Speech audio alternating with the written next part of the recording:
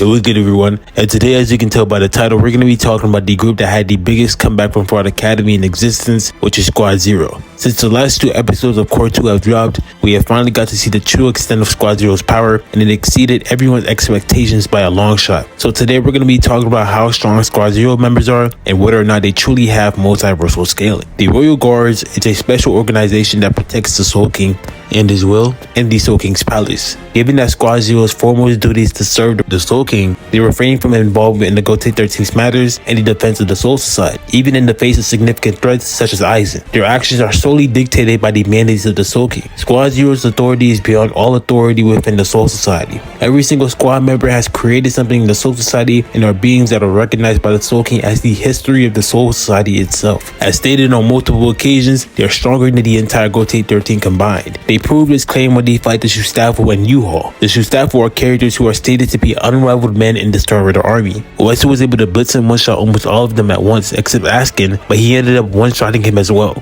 Reggie was able to body Jugum, who is stated to be the Star Rider Grandmaster, and Senjumaru bodied Uryu, who is stated to be the successor to Rwanda's army. Even after the Shustafu are revived via the Australian and gained significant power, Squad Zero with only one member is still able to slam. Ichibi, on the other hand, was able to conceptually body Yu-Ha Bak until he activated the Almighty, and we all know how that goes from there. So what exactly makes the Squad Zero member so strong? The simple answer is the Soul King. Each member should have gone through a series of trainings and rituals to get to the level they're at that separates them from a normal Shinigami, and those rituals are on the Soul King scale.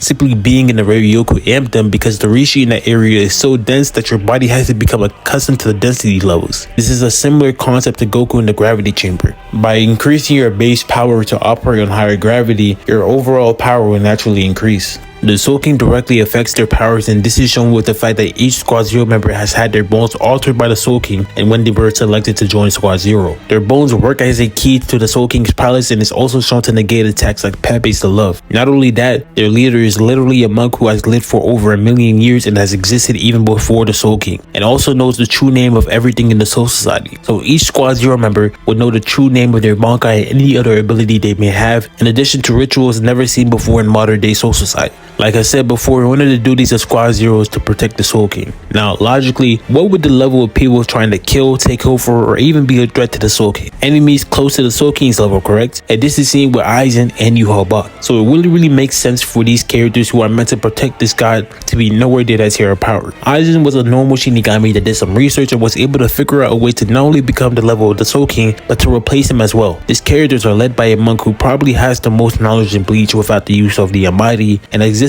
before the Soul King. Additionally, they have direct correlations to the Soul King, who has been shown to alter and give them power. If you think they have no way to become anywhere close to that level, you are sadly mistaken. And this is what a lot of people thought until the recent episodes, which revealed their true powers, thankfully. Yamamoto, being a normal Shinigami considered close to the peak of what a Shinigami could achieve, was someone who is powerful enough to destroy the entire realm of the Soul Society while activating Bankai. Remy, who is not even a Shustafu, was someone who could instantaneously create outer space. What level of power could the Squad Zero members achieve? And I'll explain that now. In the midst of Squad Zero's battle with the Shustafu, Uesu states that they have yet to use the strength of even one member, meaning they all had been holding back, and they're now just getting serious. 3 members then slit their throats and killed themselves, releasing each of their seals, leaving Senjumaru to use her full powers. Senjumaru states that even the slightest use of one of their powers will cause the heaven and the earth of the 3 realms to tremble. That's why they seal off their true power. In order to find the true context of the statement, even though it's obvious, we have to look at the original language. The sentence as a whole emphasizes the immense power or impact of the character's abilities, suggesting that their strength is so great that it can affect and influence these important dimensions. Tenchi, depending on context, can be understood as a way to describe an all-encompassing space that includes both heaven and earth. It can have various meanings or interpretations depending on context. It is often used to refer to the natural world, the universe, or the balance between heaven and earth. In some contexts, it can also be used to describe the concept of the natural order or the interconnectedness of all things. Tenchi usually refers to a broader cosmic context rather than a specific one. So when it's used, it doesn't automatically specify a size. It depends on the context and the cosmology. Sandai means the 3 realms of existence, basically the whole universe in Buddhist idealization. In the context of Bleach, this will be referring to the 3 realms, the world of the living, Soul Society, and Hueco Mundo. As we know, each Buddhist realm is their own plane of existence similar to the Bleach cosmology. So what Senjumaru is saying is that even the slightest use of one of their powers will cause the existence of the 3 realms to tremble. Sandai Tenchi is a way to emphasize the significance or importance of these realms. So because each of the realms are their own universal size space-times based on a series of evidence provided by Kubo, she would then be low multiversal due to significantly affecting these realms with only a fraction of her power. And this would apply to all these Squad Zero members, like she's blatantly just shown affecting these realms simultaneously. But of course, this is not enough for the down players, so I'm gonna have to pull out my handy dandy diagram that I personally drew that represents the Bleach cosmology, based on everything we know. Of course, it's missing a couple of unimportant things. So as you can see, each realm has a planet that the action takes place on, and they have celestial bodies. They exist in a separate universe because they each have their own timelines. They're separated by a space-time continuum, and the Dangai, which connects and separates the realms, is a hyperspace that is cut off from time and space. So now I'm gonna grab Senjumaru and place her in the royal palace that exists above the Serite. Boom, she then activates her true power and uses Bankai, causing the three realms to shake. Now, when you look at this feat, you start to understand that the only way for her to be affecting these planets alone is if she's deliberately forcing her Ryatsu to affect them while simultaneously ignoring the rest of the celestial bodies. I shouldn't have to hold your hand and explain to you why this is completely illogical. Via Okuma's razor and the fact that she states verbatim that the three realms will begin to tremble, she will be affecting these entire structure. I will be making another video completely debunking planetary bleach, but for now I'm gonna move on. Some people might argue that the effects are only planetary because we don't see celestial bodies shake. This is simply an argument from ignorance, and that line of argumentation should be dismissed. Just because we don't see the entire realm shake does not mean it's not being affected, nor does that prove that that's the only area being affected, and that's just contradicted by what we know of the realms.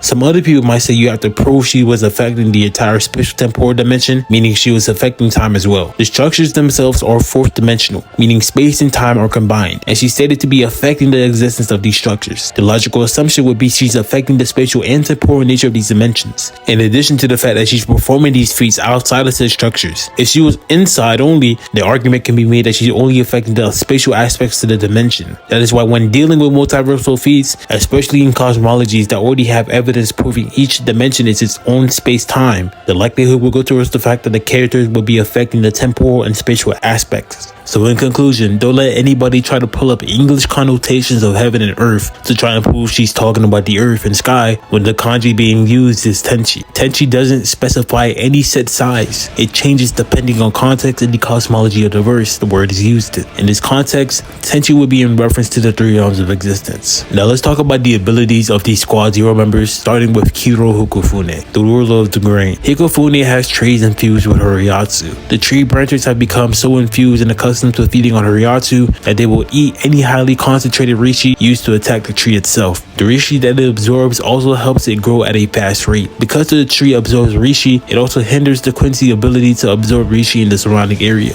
She can also generate branches of this tree from her body at will.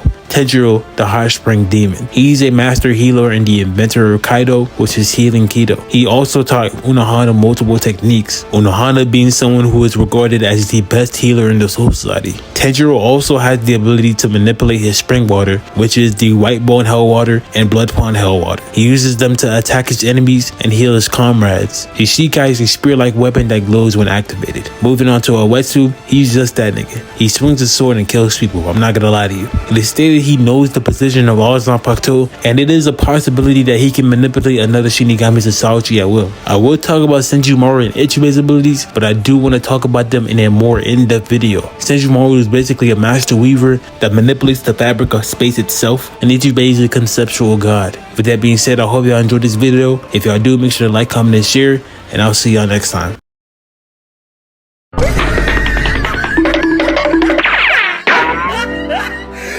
Look at the top of his head.